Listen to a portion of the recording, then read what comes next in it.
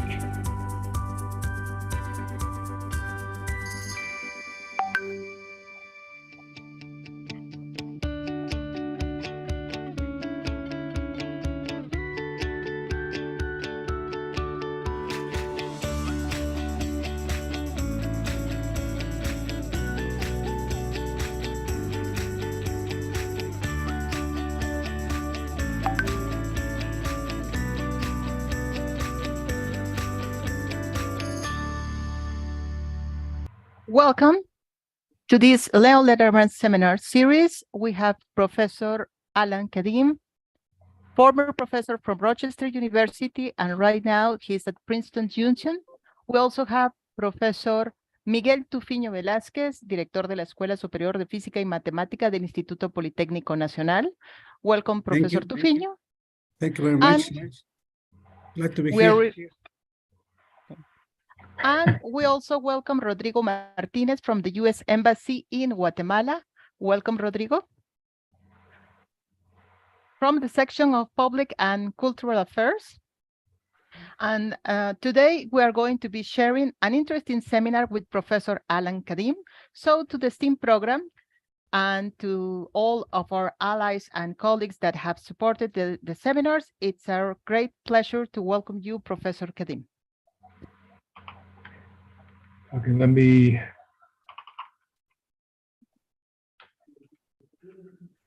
So I guess everyone can see my screen now? Yes. Yes.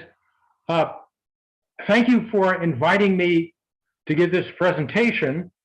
This is actually a poster that I presented at the APS, American Physical Society meeting in April. And this is a little bit different subject. It focuses a bit on the history of physics and how perhaps, depending upon that history, the physics might have been a bit different. What I'll be talking about is how the Nazis split the foundations of 20th century physics. As I mentioned, I'm currently retired. I'm based in New Jersey.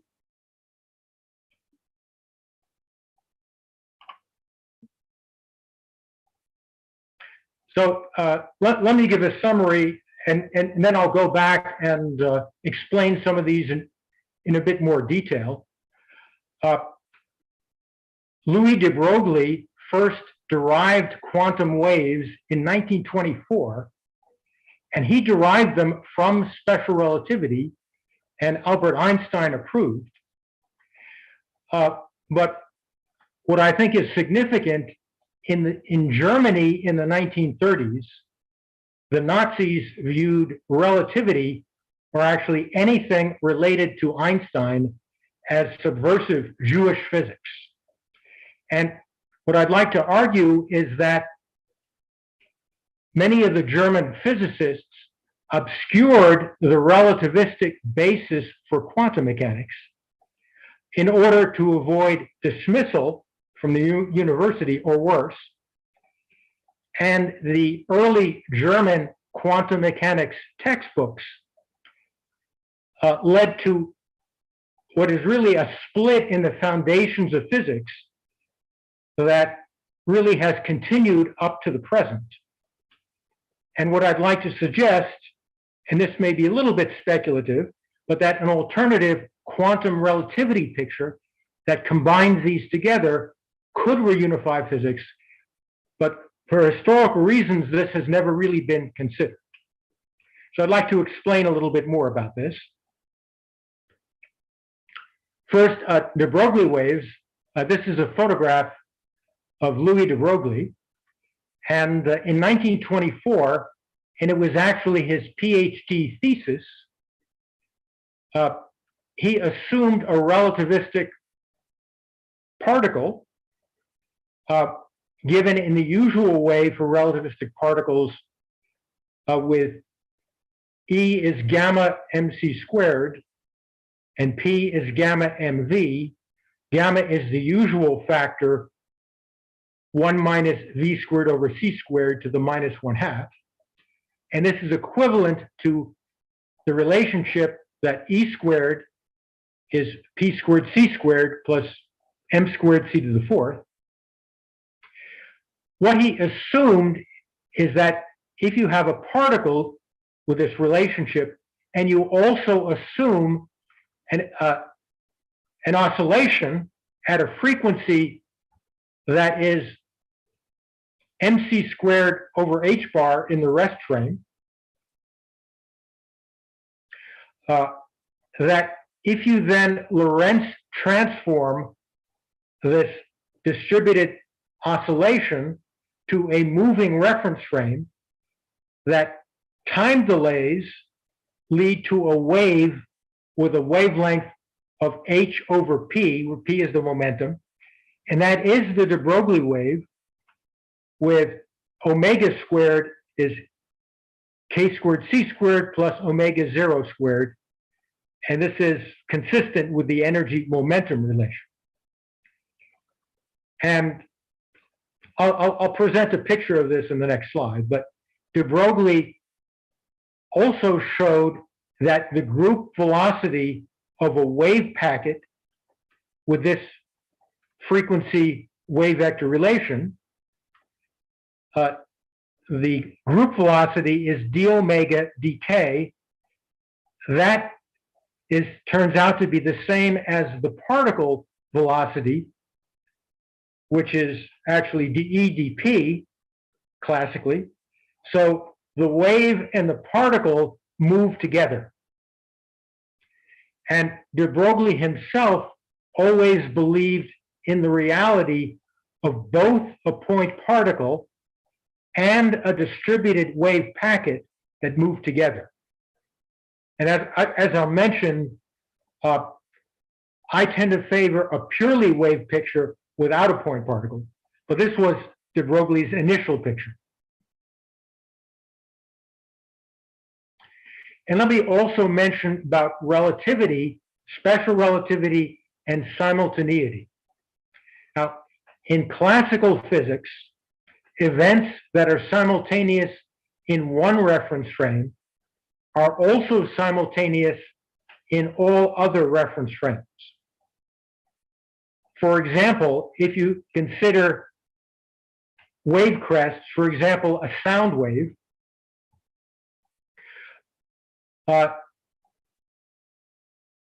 the simultaneous crests of the wave define the wavelength of a sound wave. those remain simultaneous in any reference frame, so the wavelength of a sound wave is the same in all reference frames, classically. This is not true, however, for relativistic waves because of space-time mixing. So simultaneous events such as wave crests may not be simultaneous in other reference frames, which leads to time shifts and changes in the wavelength. And as an example, and this is well understood, the wavelength of an electromagnetic wave can be red-shifted or blue-shifted if you apply a Lorentz transform and change the reference frame. And of course, electromagnetic waves are true relativistic waves. But the point I would like to make is that de Broglie waves are also relativistic waves, and they're relativistic even for velocities that are small compared to the speed of light, v much less than the speed of light, c.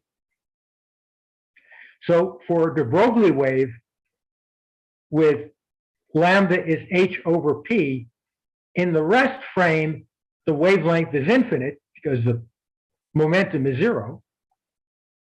But in another reference frame, the wavelength is not infinite, some other value.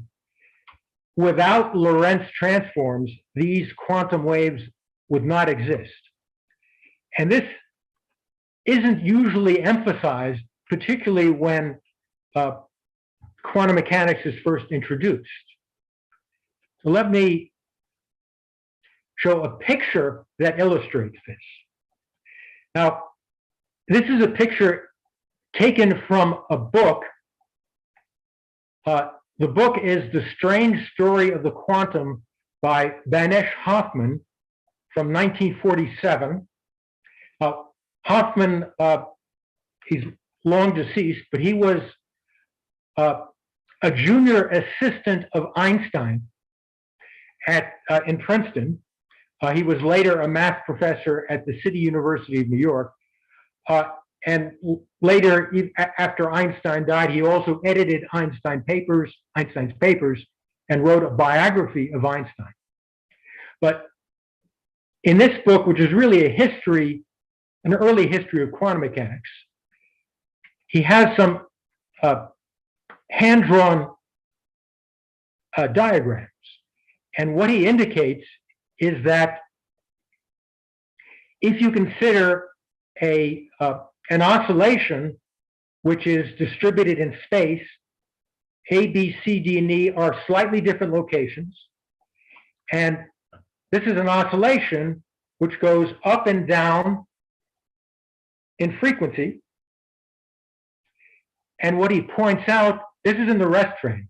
If you Lorentz transform to a moving reference frame, then because of non-simultaneity, the different locations are no longer in phase. So what was moving up and down together now becomes a wave. And I haven't seen this picture anywhere else. What I suspect is maybe this was Einstein's picture of a de Broglie wave, which he drew on a blackboard in talking with his assistant, Hoffman, perhaps in the early 1940s. Well, so what I'd like to point out is that quantum mechanics and relativity should be fairly closely related, although that emphasis, that link, often isn't made. And all quantum mechanics is actually based on relativity. And this is not just the term relativistic quantum mechanics is used for referring to motion near the speed of light. But even the non-relativistic Schrodinger equation is based on these de Broglie waves, which are really relativistic. So this viewpoint should have been included, I would suggest, in textbooks by the 1930s, and it wasn't then, or even since. Why not? And there may be several reasons. First, quantum mechanics had its separate history, which went back to Planck's definition of the quantum in 1900 and Bohr's old atomic theory in 1913. And even in the 1930s, relativity was still controversial among many people. For example, even Einstein's Nobel Prize in Physics, which was awarded in 1922, that was officially for photons and the photoelectric effect rather than for the theory of relativity, which was controversial. But what I'd like to suggest, and this may not be something that other people have clearly pointed out, but I would like to suggest that the hostility to Einstein and relativity by the Nazis may have actually been the most critical factor in maintaining the belief that quantum mechanics was really quite separate from relativity. So let me say a little bit about Einstein and the Nazis. And first of all, in 1930, German physics was generally believed to be the best and the strongest in the world. And at the time, Einstein was arguably the most famous German physicist, but the Nazis viewed him as a dangerous Jewish subversive and viewed his physics as equally subversive. And in fact, Einstein fled Germany for Princeton in 1933 when Hitler became the Chancellor of Germany. But the opposition to Einstein was not just among politicians, it was also widespread among some pro-Nazi German physicists who were active in German universities. For example, two of them who were well known were Nobel Prize winners Philipp Leonard and Johannes Stark. They led a movement that was known as German physics or Aryan physics, as opposed to Jewish physics. And there's a Wikipedia page on it, referred to as Deutsche Physik. And that was relatively prominent. In the end, it didn't, that movement didn't continue, but espousing relativity was dangerous and quantum mechanics was suspect. So other German physicists likely understood the relativistic basis for quantum waves, but there was strong incentive for them to leave it out of the textbooks. That made quantum mechanics less politically suspect in Germany and enabled the German universities to teach it. So, excuse me. Now, Einstein and quantum mechanics. Einstein was actually one of the originators of the photon in 1905 when he explained the photoelectric effect.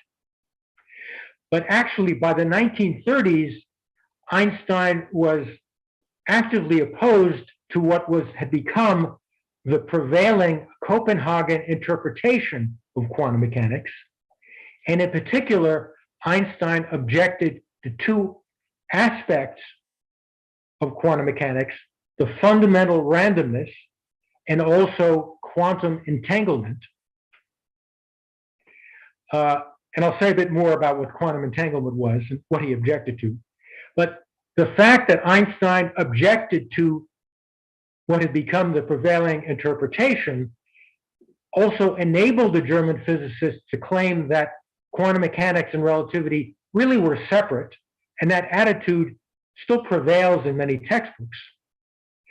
And I would suggest that a unified conceptual picture could have been presented in the 1930s, but wasn't. And I also like to point out for clarity that what I'm presenting is not what Einstein later presented as Einstein wanted to achieve a unified field theory of electromagnetism and gravity, which didn't quite succeed. That is not what I'm talking about. I'm really talking about the foundations of quantum mechanics and relativity. Okay, let me mention about entanglement. So, Professor yes. Kadin, is it a good time to let people make some questions to you? I'm willing to answer questions. I may go on and explain some of these, but if people have questions that that are relevant now, sure, I'd be happy to answer. Okay. There's one which says, do you think the recent developments that arise from the results of G2 and such experiments will fix this separation? No. What I'm talking about is a bit more fundamental and doesn't really require high energy physics experiments or things things that are related to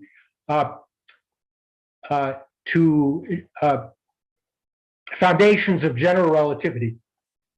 I'm not talking about what's sometimes referred to as quantum gravity, which is quantizing the gravitational field. Yes. What I'm talking about is ultimately more elementary. But we can talk further about this when I've given a few more slides, and maybe it'll be clearer what I'm really talking about. Thank you. I Another hope question. that's addressed that. And we may come back to it a little bit later. Okay, thank you. There's another question. Yes. Is there any relation between gravitational waves and this separation of physics? No. Gravitational waves are inherent in any theory of gravity that's relativistic, and certainly gravitational waves exist. The existence of gravitational waves is distinct from the question of quantizing the gravitational field at much higher energies, and I'm not going to talk about that. But certainly, I'm not questioning the existence of gravitational waves as such. Thank you. I have one question. Yes. Germans considered that Einstein's theory of relativity was, how did you say, Jewish theory. It was for, let's say, for instance, dangerous or something. They were not. They didn't agree with that. But what was the substance? Why? What was the arguments against the theory? Indeed, to consider that as it was not a good theory, or it was were just that political reasons, or they had some arguments against the theory in its content. I believe that the arguments against it believed in fully classical ways and were believed in that the ether was real. And they had models involving the ether, which supposedly enabled the speed of light to seem constant even when it wasn't. Yes. Those theories were, I think, later dropped, but that was part of the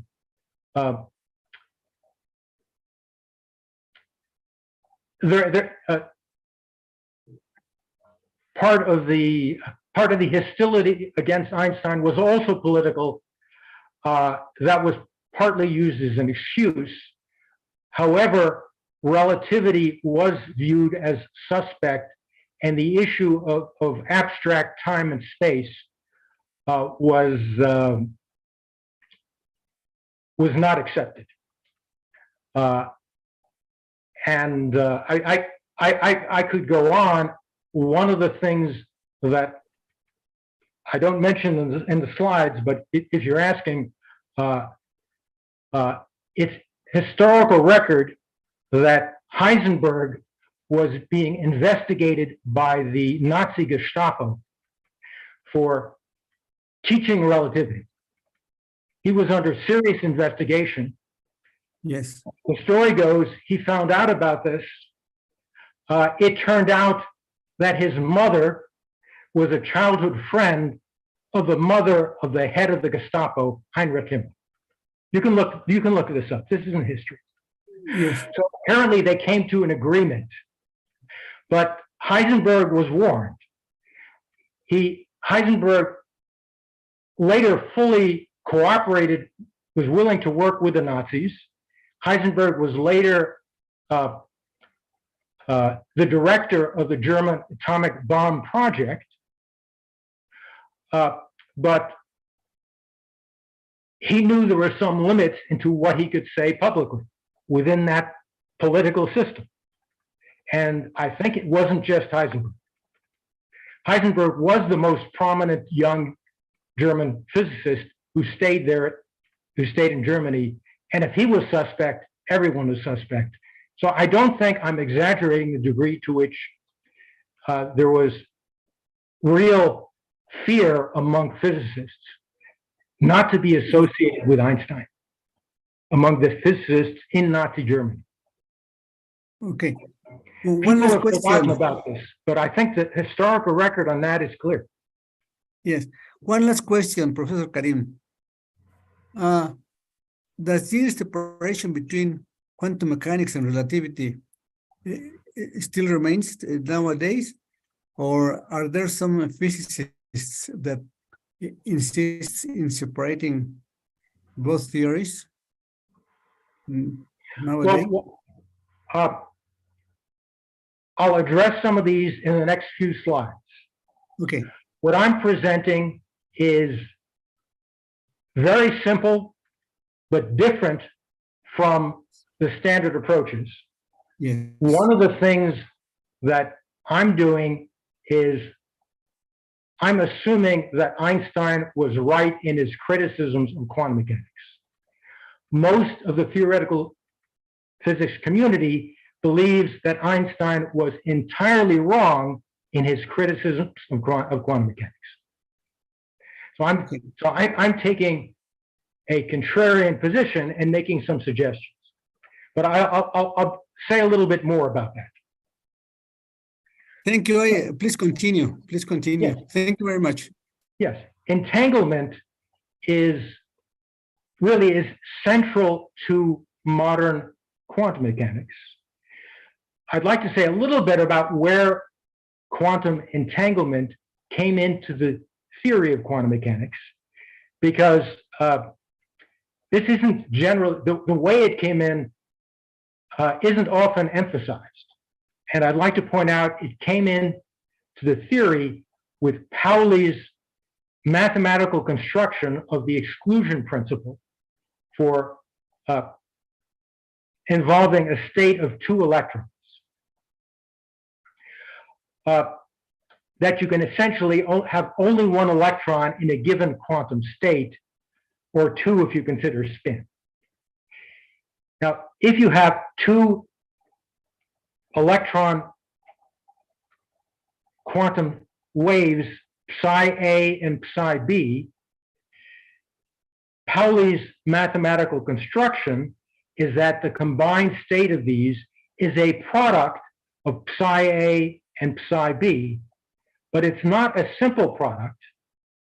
It's a difference of the products with the two electrons switched. And with that mathematical construction, if those two waves are the same, the combined state cancels out. But what it means is that electrons 1 and 2 are not in definite states A and B, even if they are far apart, so that the measurement of one of the two electrons immediately changes the state of the other. Now, Einstein referred to this as spooky action at a distance, which he argued was inconsistent with special relativity. And in 1935, Einstein, with his assistants Podolsky and Rosen, published a paper referred to as the EPR paradox, involving entangled quantum states and what he thought was an inconsistency there. Also in 1935, Schrödinger wrote a paper on a paradox of a microscopic, macroscopic coupled states, which are now referred to as cat states. Schrödinger presented this in order to show the inconsistencies in quantum mechanics. He was not proposing something that he believed was true. Schrödinger was an anti-Nazi Austrian. He left Germany in 1933 and went to Austria, and he left Austria in 1938 when the Nazis took over. Actually, neither Einstein nor Schrödinger ever accepted quantum entanglement. They were mostly ignored by their colleagues, especially in Germany, but in other things as well. Excuse me. Now, I'd also like to mention John von Neumann and Hilbert space. Now, the mathematical formalism of quantum mechanics was really developed by a mathematician, John von Neumann. He was a Hungarian mathematician in Germany. The Hilbert space formalism of quantum mechanics with operators and entanglement based on linear algebra was entirely developed by John von Neumann. He wrote the book on the subject in German in 1932. Hilbert had nothing to do with it. Hilbert was a famous mathematician who was on some of the papers because he was the postdoc advisor of the young John von Neumann. Von Neumann left Germany for Princeton in 1933 because of Jewish ancestry. He was a colleague of Einstein, but they seldom interacted. For example, there are no photos of the two together. And von Neumann was very prominent in many areas. He didn't, it wasn't only in physics. In fact, he developed the foundations of computer architecture. And he led a program that established a standard architecture for the first digital computers in Princeton in the late 1940s, based on vacuum tubes. Von Neumann had a very strong reputation. In the absence of clear physical foundations, I would say, based on relativity, the quantum mechanics textbooks focused on the mathematical foundations, and this Hilbert space model became universally believed, even while it was never really verified experimentally, certainly at the time. So let me mention also about spin. Spin is central to quantum mechanics, but what I'd like to suggest is that spin is also present in classical circularly polarized waves. If you consider a circularly polarized electromagnetic wave, the electric field rotates at the frequency of the wave, and that carries distributed angular momentum and energy and linear momentum from Maxwell's equations. This is classical. And from Maxwell's equations, the angular momentum density associated with the wave is proportional to the energy density. In fact, it's the energy density divided by the frequency. Now, if you consider a coherent circularly polarized wave packet, which has a total spin equal to Planck's constant, then E equals h bar omega and P equals h bar k follow automatically without a separate assumption. This is a real space wave picture of a photon with quantized spin. And this is known in the literature as a semi-classical picture of a photon, although it's generally not taken too seriously. I'm taking it seriously. And I'd also like to point out that angular momentum is actually a Lorentz invariant. The total spin is the same in any reference frame.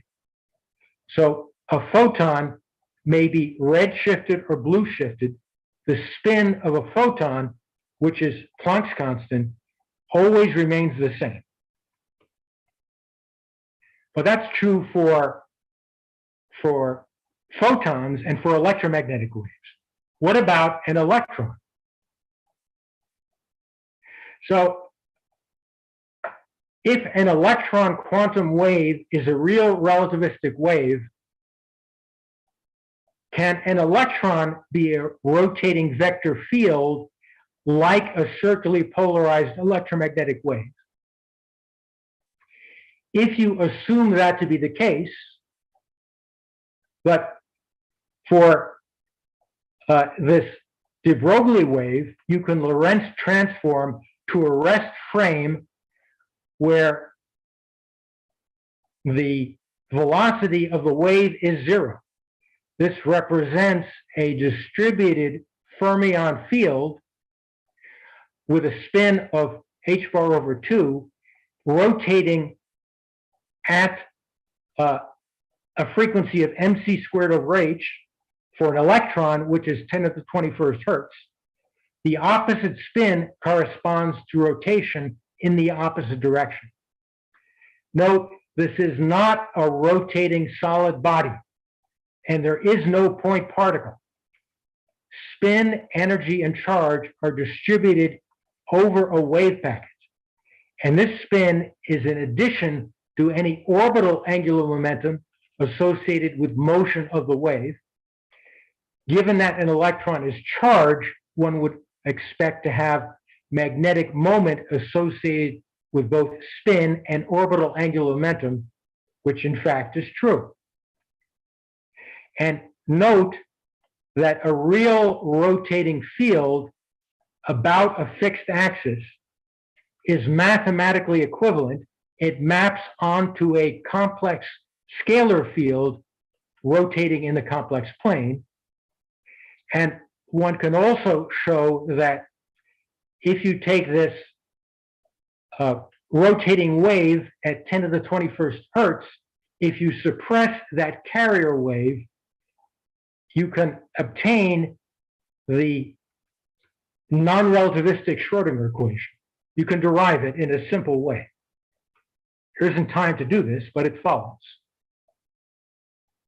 So the picture that I'm thinking of for this single electron at rest, it's a distributed wave, but each of these are not multiple objects. This is one distributed wave where the wave is entirely in phase in the rest frame of the object, whereas if you Lorentz transform to a moving frame, the time delays give you a wave.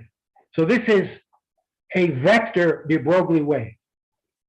De Broglie seemed to think only in a scalar wave. I'm saying, shouldn't it be a vector wave and analogous to an electromagnetic wave?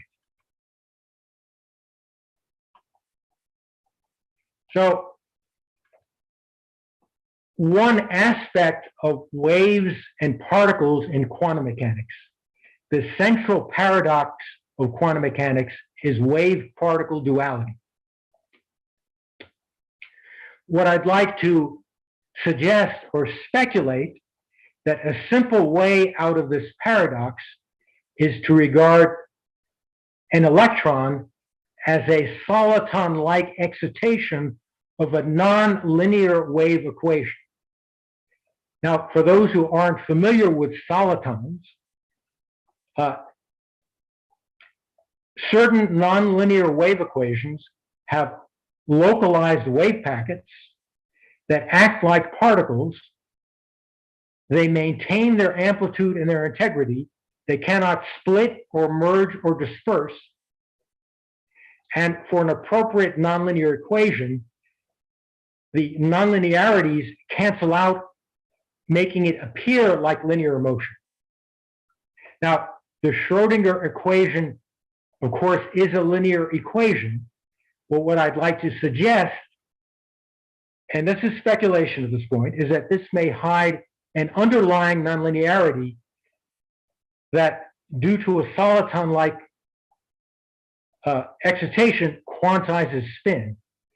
In that case, the exclusion principle for a single electron per quantum state could be obeyed automatically without requiring Pauli's entangled anti-symmetrized products. And in that case, a multi-electron state would be the sum of single electron states, not an entangled product state. Now, this soliton picture is not an alternative interpretation of orthodox quantum mechanics. It is a different theory that may be tested experimentally. So this is different from what is generally accepted. At this point, it's speculative, but I think it's worth discussing. I'd also like to point out that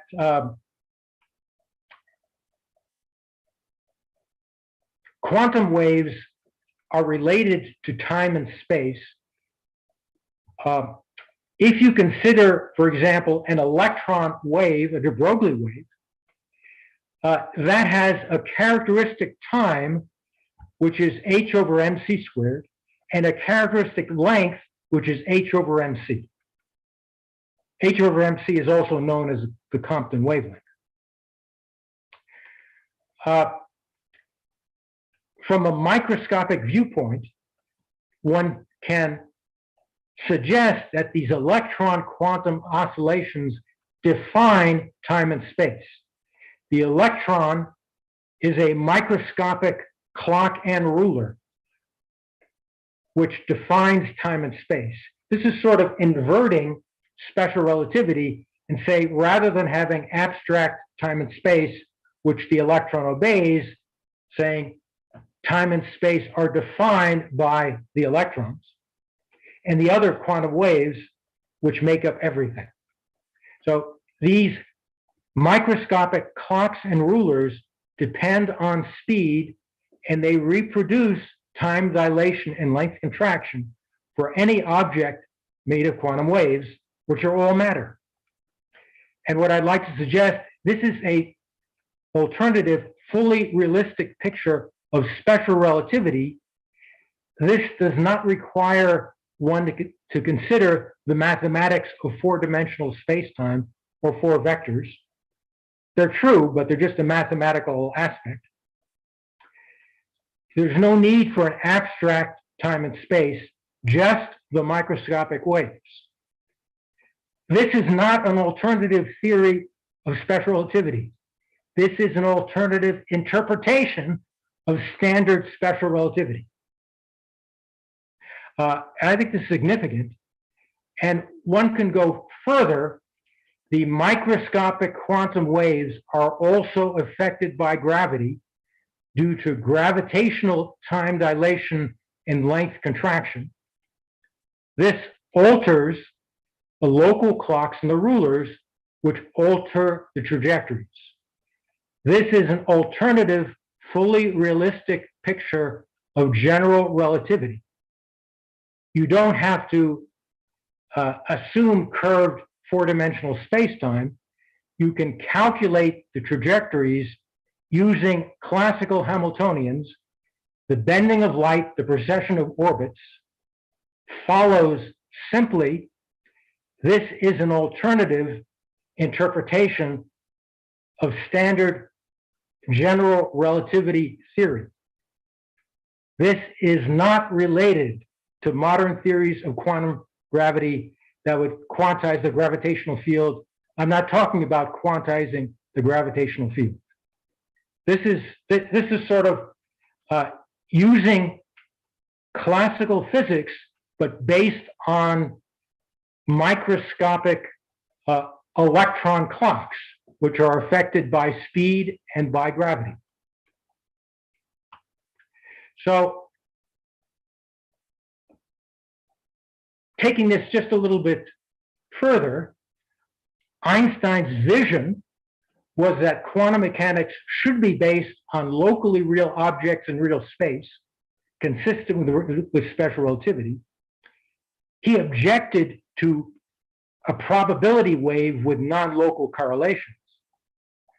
A real rotating electron wave packet with quantized spin that satisfies Einstein's vision, in effect, where such a wave packet defines local time and space, and this provides a real microscopic basis for relativity. Now, this requires this electron soliton in a nonlinear equation. I have not yet defined this nonlinear equation, but this would enable the exclusion principle without entanglement, and indeed, you wouldn't need quantum entanglement. A picture of this type could have been proposed in the 1930s if the close connection between relativity and quantum mechanics had been generally known and hadn't really been suppressed. So that's my speculation at this point.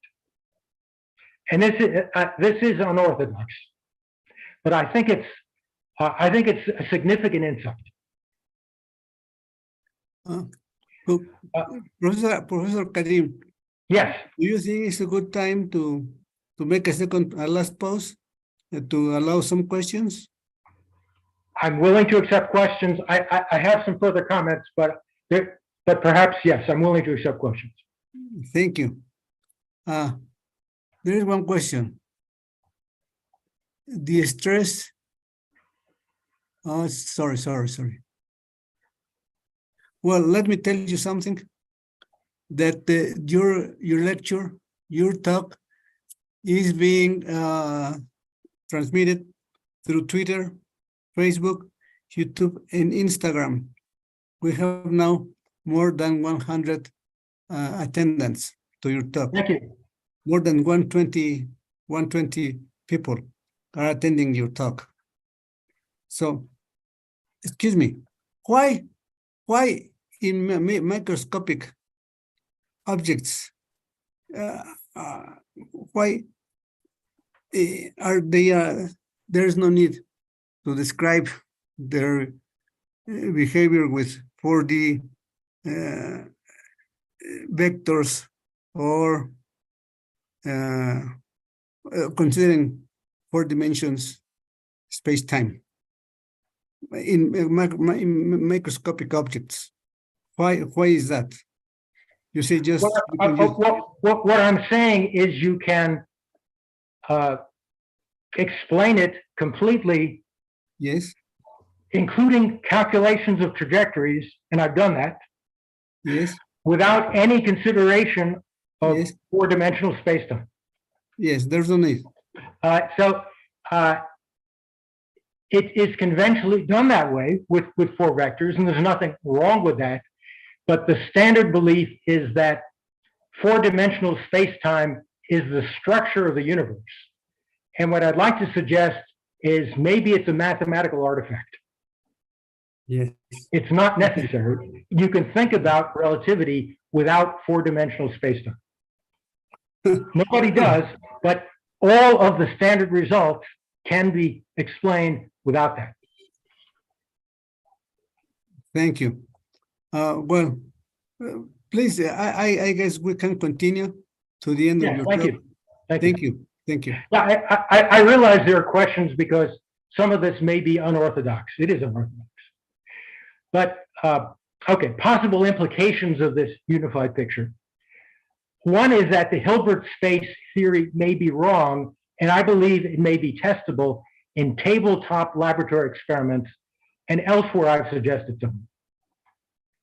Also, entanglement-based predictions, if this is right, if quantum entanglement doesn't exist, quantum entanglement is essential for some of the new developing applications, in particular quantum computing. And I've also suggested that we should be very skeptical of quantum computing, and that's unorthodox as well. People don't want to hear that. I also suggest that singularities in orthodox theories, such as point particles or even event horizons, may be mathematical artifacts. If you're saying there's a physics, you don't need the mathematics, the abstract mathematics to understand the physics, maybe the singularities are artifacts. And I would suggest that the fundamental particles are not particles, they're waves, electrons, photons, and quarks. But composite particles, like nucleons and atoms, they're not waves at all. They're small particles. And another implication is accurate simulations of complex quantum systems may be achievable using conventional computers. You don't need quantum computers to do it. And that would also be of interest. So all of these are would be important implications. Conclusions. Just to summarize, I would say relativity should be properly at the heart of quantum mechanics and vice versa. That part shouldn't be controversial, but maybe it is. And that the opposition of the Nazis to Einstein prevented this natural unity from being taught, which really distorted the evolution of physics. And instead, the focus was on these incompatible abstract mathematical formalisms, the 4D space-time in general relativity and Hilbert space in quantum mechanics. Einstein had serious criticisms of quantum mechanics, non-locality and randomness. Those are largely ignored, and most physicists believe Einstein was just old and wrong. So this foundational split was established in the early textbooks, was never really corrected. So I would say a simple unified picture of real relativistic quantum waves, which could have been proposed in the 1930s, may provide a clear foundation both for physics education and for future theories. So those are my key points. I do have some references to some of the things I mentioned. Philip Ball had an extended argument about the pro-Nazi Nobelists attacking Einstein a few years ago. The Broglie, the EPR paradox, Banesh Hoffman. It's available online, at least the second edition is. Schrodinger's Schrodinger cat equation. These all have links, and I think they're available without a paywall. And von Neumann's book on the mathematical foundations of quantum mechanics is also available in an English, at least in an English translation. It's probably also available in Spanish. I didn't check on that. And I also have some related preprints. These have not been published because this is unorthodox and it's difficult to publish it. So I'd be happy to answer any other questions if there's still time about either the history or the novel physical aspects. And thank you for listening and for having an open mind about these things. Thank you very much, Professor Kadin.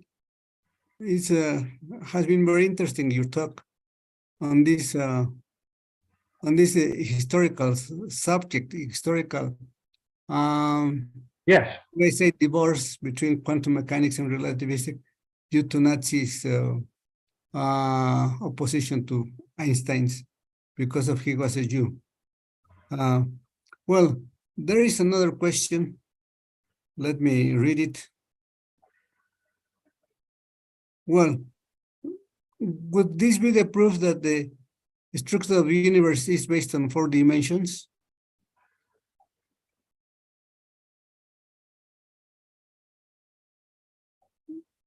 What I'm suggesting is you don't need 4 dimensions, although time and space are in fact coupled because of the effect of gravity on the microscopic waves. Certainly on the macroscopic level, you can use the 4-dimensional picture, although what I would like to suggest is that's not the only way to look at it. And I'm not addressing cosmology here, although there may be implications even there. Yes. Okay. Another question. What do you think about the evidence of quantum entanglement made by the Nobel Physics Prize winners? Yeah, the Nobel Prize in Physics, I guess last year, was presented for experiments that were done starting almost 50 years ago. In fact, it was over 50 years ago, I believe, on their photon experiments. I was exposed to that basically at the time 50 years ago when I was an undergraduate student at Princeton, and I did a undergraduate senior thesis with Stuart Friedman, who was the graduate student who did the work that for which the Nobel Prize won. Stuart Friedman has since died. That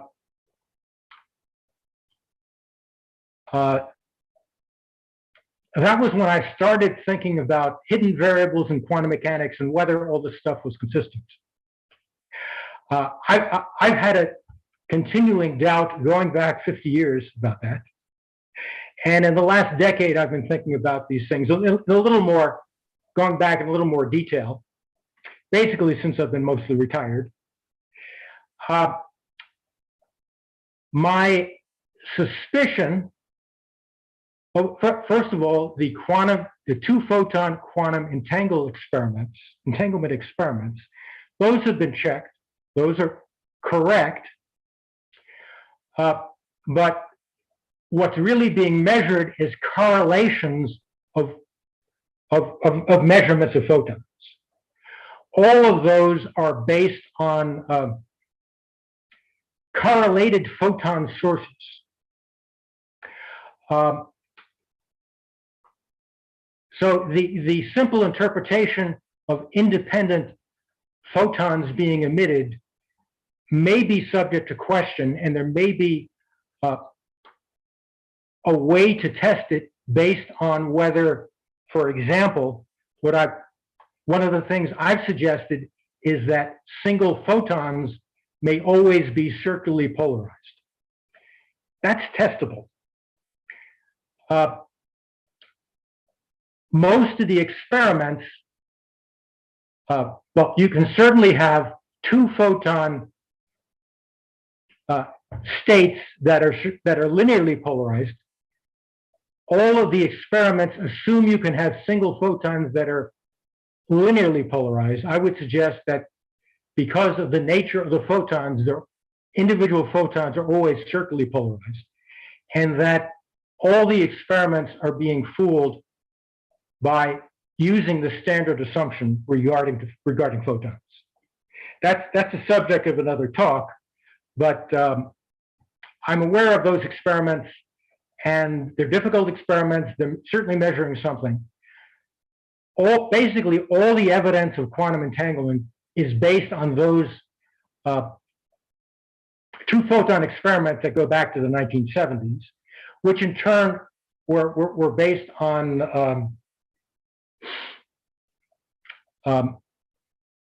the tests of John Bell. And John Bell was actually a theorist who had some doubts about quantum entanglement. He identified some possible experiments that could test it. And the experiments certainly seem to be consistent with orthodox quantum mechanics and quantum entanglement. I think that there may be ways around that, and I think that is a subject that can be experimentally investigated. Okay. Okay, very nice. One last question. Well, this is regarding the question that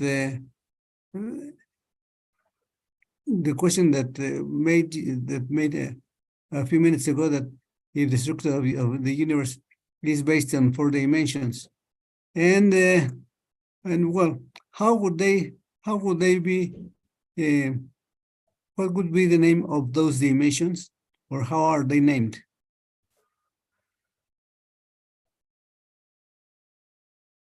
I guess I'm not sure what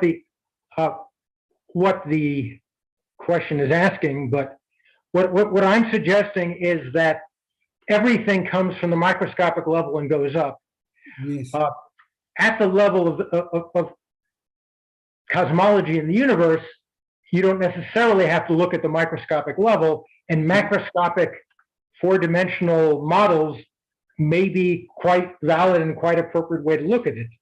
But that there may be a microscopic foundation, and some of these issues of how you unify different theories, that's also microscopic. So I think you should try to get the microscopic picture correct before you try to unify these different alternative forces and gravity and so forth. Yes. There may be implications regarding dark energy and other things. Yes. But I don't think there's really time to go into that at this point. Right. Excuse me. One last question. You know, George Smoot discovered wrinkles that gave rise to the present distribution of galaxies in the universe, which is not as uniform as we believed before. Okay. But you know, this confirmed that the universe came from a Big Bang moment. But after the Big Bang, there was another big expansion described by the inflation theory. Is this inflation theory a microscopic? Can we apply this microscopic theory to the inflation because of the universe? Because of it was when universe was just beginning, and it started in a small particle such as a proton. So, what do you say? Well, I appreciate your question. I think the answer is I don't know.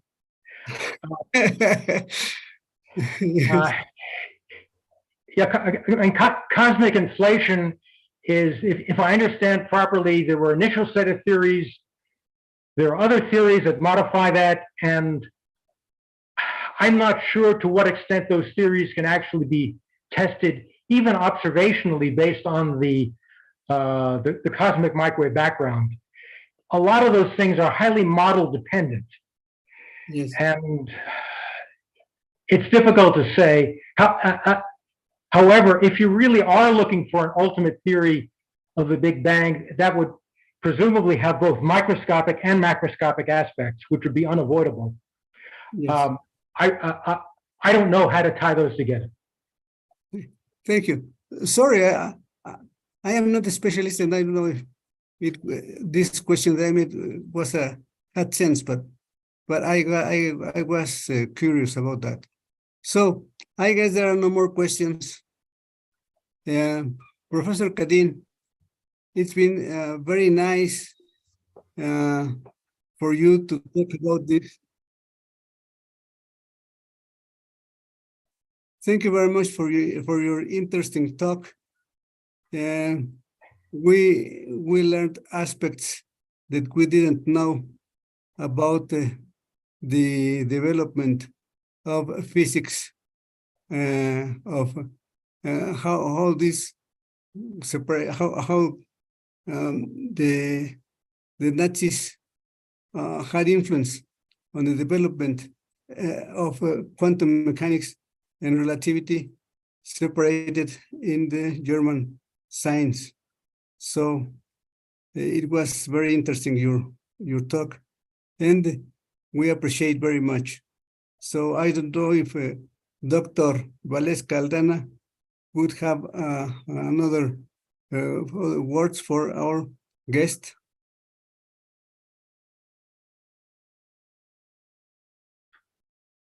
Dr. Valesca. Actually, from the STEAM program, we want to thank Dr. Tufino and Dr. Kadin for this interesting and really enlightened seminar. I really enjoyed it, and I'm sure our students who are watching on Facebook are already taking the opportunity to know more about these fundamental topics. And we invite you to our next series of seminars. We are going to have from Cardiff University, we are going to be hearing from the magic of physics on the next seminar that is going to be happening on the 27th of July. Thank you very much for your attendance, and thank you, Professor Tufino, for helping us moderate the session. And Dr. Kadin, you are always welcome in the seminars, and we hope this is not the last time we hear from you. Thank you very much. Thank you, and thank you for